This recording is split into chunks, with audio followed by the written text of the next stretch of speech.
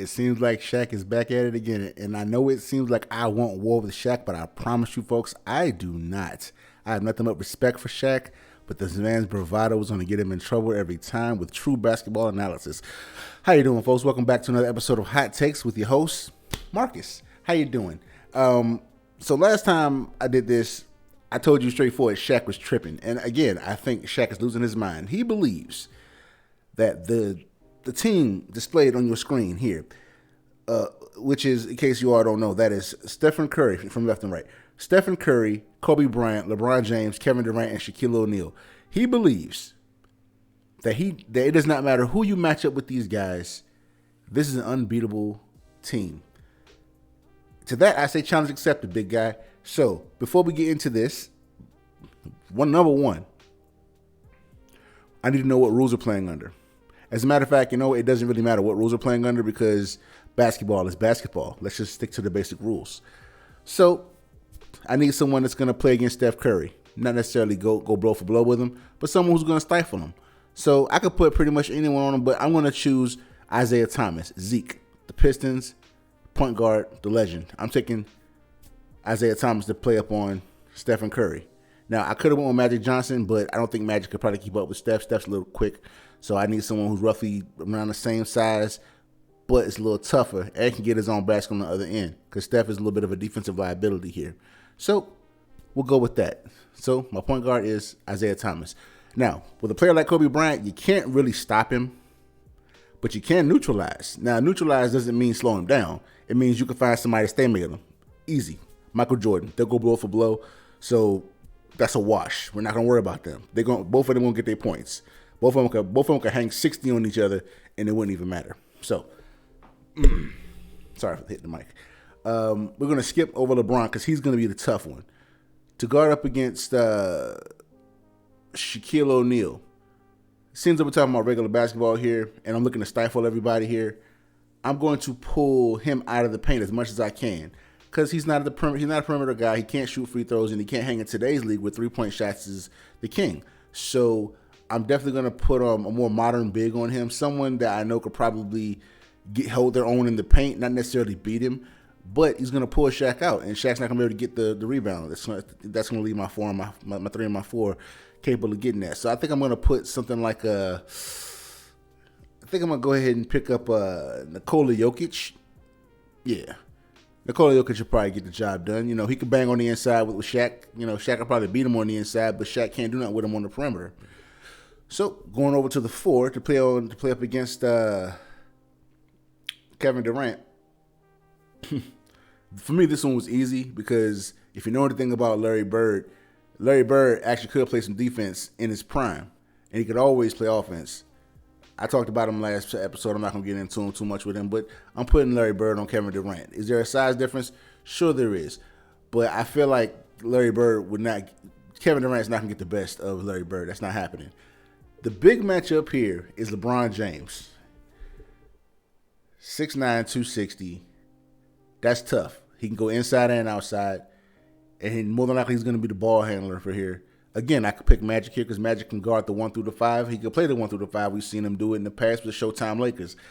But I'm going to pass on Magic once again, only because Magic is not known for his offensive ability as far as getting his own basket. I need someone who's going to just frustrate him. I need someone who's going to frustrate LeBron James for the entirety of a game. I'm going to go pick up Dennis Rodman because Dennis Rodman can guard the 1 through the 5, tough as nails. He's going to upset any and everybody. He's going to get in your head. So that's what I'm picking up. So from the 1 through the 5, I'm going to go through it again. On Steph Curry, I want Isaiah Thomas. On Kobe Bryant, I want Michael Jordan. I want Dennis Rodman all night long on LeBron James. I put Larry Bird on Kevin Durant, and I'll put Nikola Jokic on Shaquille O'Neal. Again, I'm gonna tell you what that does. That's Nikola Jokic is gonna draw Shaq out of the paint. There's gonna be 3 one-on-one matchups going on here between the point guard, the shooting guard, and the power forward. They're gonna have their own individual matchups. Again, Kobe versus Michael Jordan, that is a wash. I think that Isaiah Thomas would probably get the best of Stephen Curry because Stephen Curry needs a screen. He's not great at creating his own shot. He needs a screen. Someone's got to set that screen and get him that shot. It's going to be too much going on here for that to happen. And the other one-on-one matchup that's going to be interesting, but I think that Larry Bird is going to show him a thing or two, is the one with him and KD. I think that they both probably drop like 20 some odd points, but I think Larry would really just kind of. I'm not gonna say Larry would wash him, but Larry would definitely show him a thing or two. In a 7-game series, that goes 7 games, by the way. And my team edges them out probably by like a basket. But yeah, that's what it is. So yeah, again, I don't want war with Shaq, but he definitely been tripping lately. Moving on. In the world of football, off season has started, and of course that means the opening of free agency. And no one has made a bigger splash than the New England Patriots. Now, the names you see here on the board are probably the biggest names, some of the biggest names of note to be moved to the Patriots specifically. These are some of the bigger players, and you see their contracts. You know, no one here is making pennies. Okay. Because when you look at it, probably the smallest deal here is down here. This is I can't even say his last name. I think it's a Devon Gacho. Yeah, Devon Gacho. It says 2 years, $16 million, but that's $8 million a year. And out of that, I believe 9 to 10 million of that is guaranteed. So he ain't got to pay for nothing for it. All these guys right here were the biggest names to hit the market so far, and the Patriots signed all of them. It's almost as if Bill Belichick decided to take last year off and decided, let's see what Tom does. And this year he's decided, you know what, fine. Tom's going around thinking he's the GOAT, and by all means he should think he's the GOAT. I mean, he is one of the best quarterbacks that ever played the game. But it's like Bill said, you know what? I'm the man too. He took all last year off, and he's coming back with a vengeance. And honestly, I kind of like it. Another name of note here, and he's not on the screen, but Cam Newton has signed another 1-year deal with the Patriots, fourth up to $14 million. I believe about 10 to 12 of it is guaranteed. But regardless of that, they're reloading, and they're making a really big splash here. Another few free agent moves of note. The Houston Texans have just signed Tyrod Taylor. Of course, they're going through the whole thing with Deshaun Watson wanting out of Houston. And though they have declared that Deshaun Watson is not up for sale, they're not looking to trade him. He's made it clear that he's not playing for them anymore, and he's willing to sit the whole season out. Now, at some point, they're going to have to make a move on this because he's entering the prime of his career. He has to play. He has a huge contract on him, but I'm pretty sure if he wants to, he can just have that contract voided and move on, but it's up to the Houston Texans to actually make that happen for him. Now, speaking of quarterbacks on the move, of course, I'm going to talk about my Washington football team. About 5 months ago, this is prior to this show ever starting, I'm in a sports group on Facebook. We call ourselves the Foul Cabinet.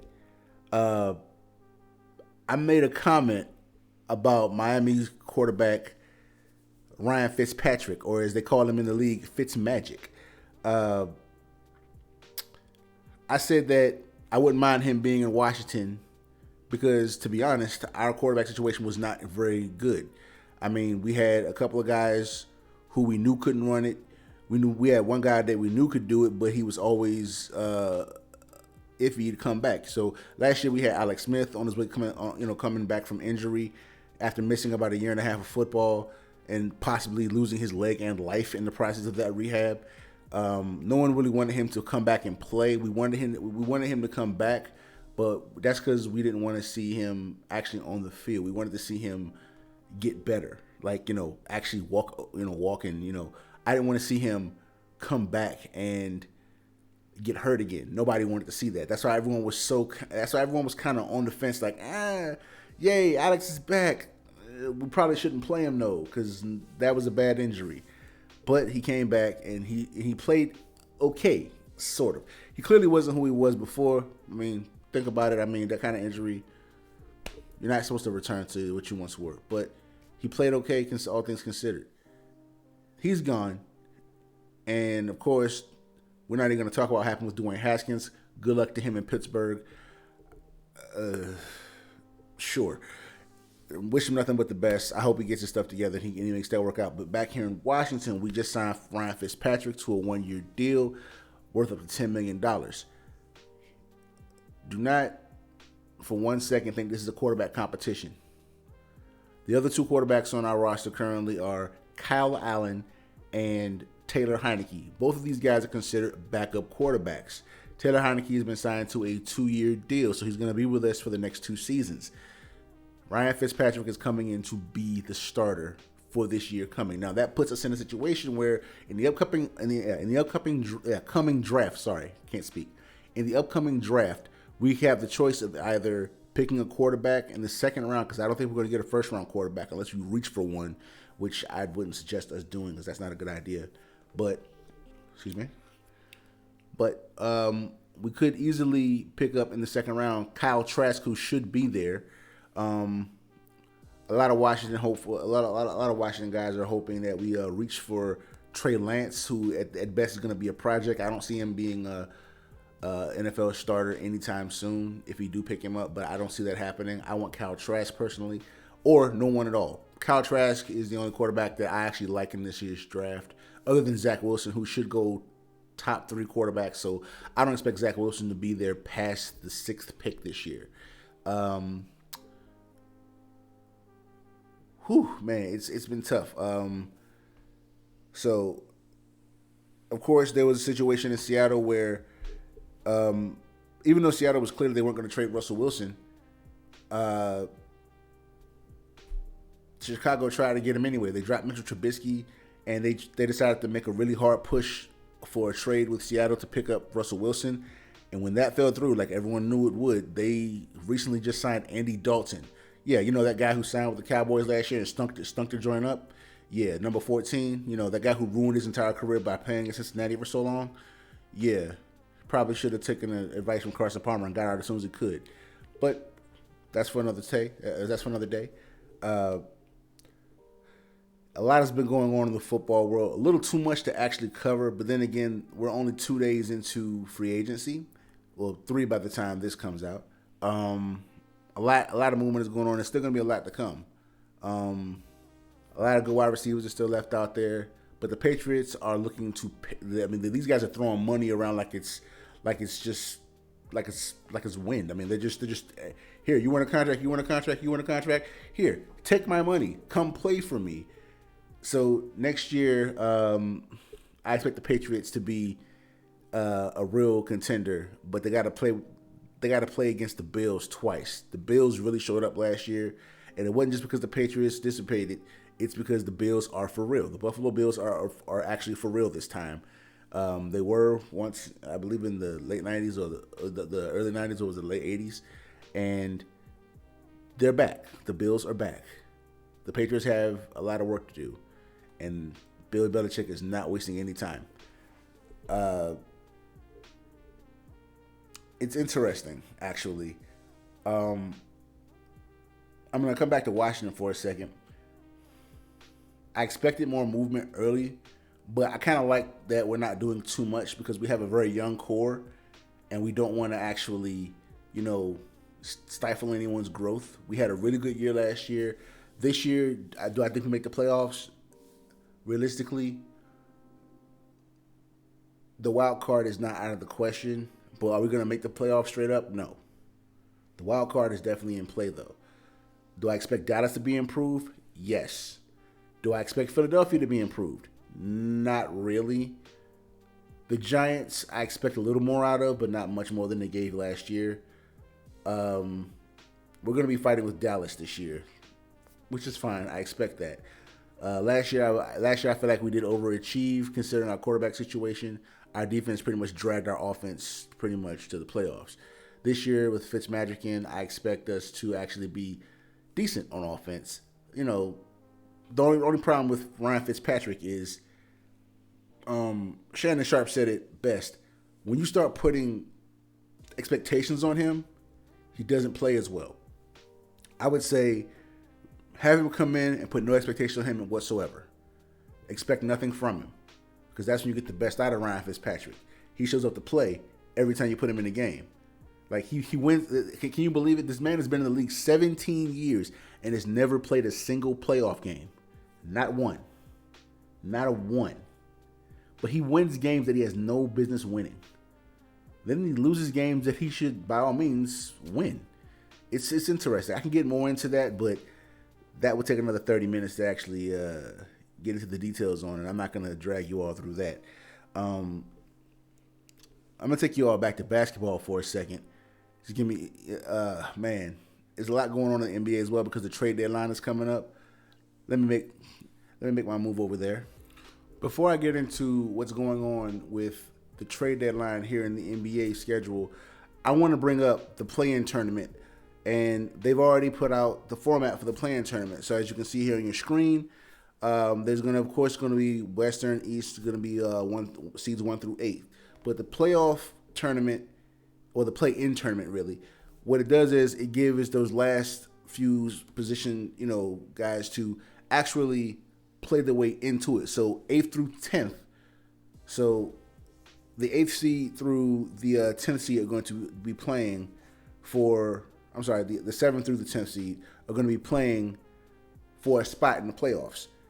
So just because your team didn't finish in the 8th seed doesn't mean you're not still going to get in. So the way they're going to have it is going to be a 3-day situation where on both sides, East and West, the 9th and the 10th place teams are going to play one game to advance. Same thing with the 7th and 8th seed. The loser of the 7th and 8th seed will be pushed to play against the winner of the 9th, 10th seed game, and that will determine the 8th seed spot. Now, between the 7th and 8th seed, that first game, that determines who gets the 7th seed on either side of this. It's a little confusing, yeah, I know, but actually it makes sense from a standpoint that, it gives us a better opportunity to see more teams in the playoffs. Now, the reason I bring that up is because my Miami Heat are sitting currently in the 4th place in the East. That team that was flailing and fishtailing and not, I think, a couple weeks ago, we were next to dead last in the East. We were like number 13. We're number 4 now. Yeah. In the stretch of our last 14 games, we have won 12. Jimmy Butler is back, and we're looking to make the team better. Recently, there's been a trade. There's been a lot of trade opportunities that have come our way. We are interested in certain players. Personally, if I was the GM, I would stay away from certain players. Right now, the biggest one that I'm hearing about is to Toronto. We're looking at picking up Kyle Lowry. The problem with this is we have to give up Kendrick Nunn, Kelly Olynyk, and Goran Dragic. I don't mind giving up Goran Dragic, but I have a real problem losing Kelly Olynyk. I am very fond of having a stretch 5. A stretch 5, for those who don't know, is a center who can actually step out to the perimeter and not only guard out there, but can actually shoot the 3 from time to time and actually hit at a decent clip, somewhere between 35 and 40%. Not bad at all. That means I can trust him to take about 5 shots and he'll probably make 2 of them. I'll take that. That's great. It brings a lot of, it stretches the floor out. It keeps the opposing team honest. They can't just run whatever. They have to actually play one-on-one at some point. And I don't like the idea of losing Kelly Olynyk because Myers Leonard, like I said last episode, due to his mouth and injury, he won't be with us for the rest of the year. And we'll see what happens. We'll see what happens next season for him. Hopefully things get better for him. We'll see what happens. But right now I only have one stretch 5, and I can't really lose him if all I'm getting back is Kyle Lowry. And I'm only getting 1 player back, and I'm giving up 3. Now, I wouldn't have a problem with this in a situation where we also have a trade interest in Nikola Vucevic in Orlando. If we find a way to pick up Nikola Vucevic, then I wouldn't mind losing Kelly Olynyk. The problem with that is I'm also losing an extra guard. And, Kyle Lowry isn't enough. The good news is I'm hearing out of Indiana, interestingly enough. I'm sorry, not Indiana. I apologize. I'm thinking backwards. Houston. Earlier this year in a trade with Indiana, they picked up Victor Oladipo. Since then, they have not been able to come to agreements on a long-term deal, and he has made it very clear that he wants to play for the Miami Heat. So there's a good chance that if they don't trade him where he would like to go, and he's not able to get a contract that he wants, he's coming to Miami when he walks in free agency next year. I wouldn't mind having Victor Oladipo playing next to Jimmy Butler. The only problem I have with Victor Oladipo coming is he's a two guard, but it's also a combo. He can play the one or the two. My question would be, is he running the one? If he's running the one, I'm fine because he can get his own basket. He's a pretty good distributor, and that doesn't stifle Tyler Hero's development. If he comes in and he's playing the two mostly because we still either have Goran or we pick up Kyle Lowry in that trade, then my real problem becomes, where does Tyler fit here? Is he a sixth man now? Because, which, again, isn't bad for him because he can give you 15 off the bench real easy. I just don't want to see him get cut down when he played really well last year. He's playing really well this season as well. I want to see him steadily get better. Same thing with Kendrick Nunn, but unfortunately he might end up being a casualty. Him and Duncan Robinson, unfortunately, because there's also word coming out of San Antonio that LaMarcus Aldridge wants out of San Antonio. And that's another thing. Everyone wants to come to the Heat, and we're interested in them coming as well, but we don't want to lose certain things. More than likely, what we're hoping for is there's going to be a buyout out there, and he'll just walk his happy behind on over to Miami, and we could just pick him up. And we could just send one of our other guys to the G League, or we could just make room for him. That would be really nice to have because, again, even though he doesn't shoot threes all that well, LaMarcus Aldridge does stretch the floor out from the perimeter. He's pretty much money from 15 to 18 feet. He's pretty much Tim Duncan. He's like Tim Duncan Jr. That's how I look at him. Just not as fundamentally sound. He's still pretty good though. Because I figured he's good for a good 12 points, 7 boards. Not starter, but good enough to give us some production when we're missing it. There's a lot more going on than just that. Miles Turner looks like he might be on his way out of Indiana. Who knows where he's going to land? Hopefully not in Orlando, because Orlando is also looking to trade Aaron Gordon, or more so Aaron Gordon wants out of Orlando.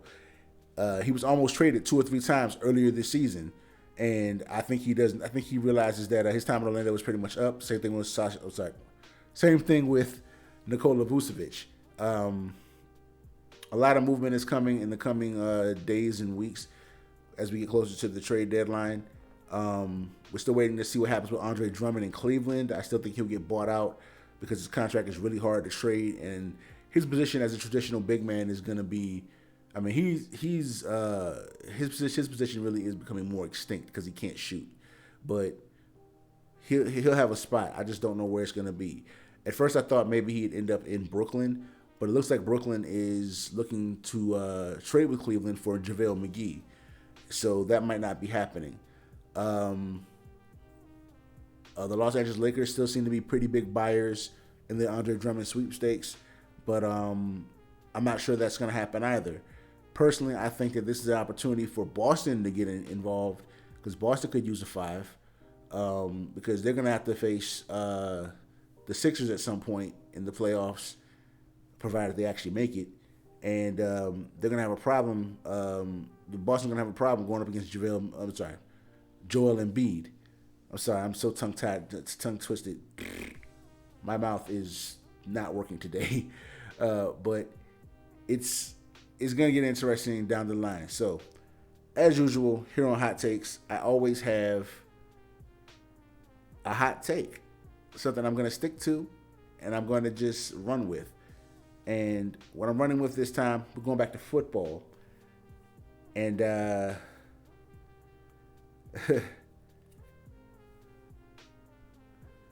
going to say it right now, straight up. This is going to be a bounce back year for Cam Newton. What you saw last year was a depleted team. Cam Newton was sick half the year with COVID, and he couldn't play. And even then, there was no OTAs, there was no offseason training camp, nothing. And they had next to no, they weren't able to get into the facility to train or get comfortable with each other. And then at that, most of the team decided to opt out and sit out the whole season. But the team is coming back. Bill Belichick has signed pretty much everybody in the first 2 days of free agency, and they still have to draft some players. And Bill Belichick is really good at finding guys who fit his system. Let's not forget who we're talking about.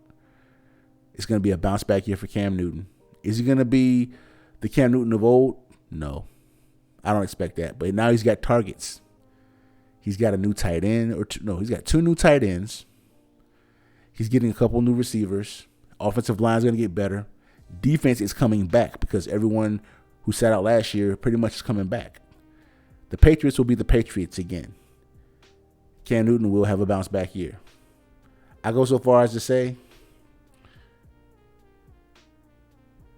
the Patriots might be the most dangerous team in the AFC. Of course, they got to get past the Bills, like I said before. But this is Bill Belichick we're talking about. I think he can figure it out. This week's hot take: the Patriots are back. Beware. And Bill Belichick is coming for Tom Brady. Best believe that. This has been another episode of Hot Takes, y'all. I'll see y'all next week. Peace.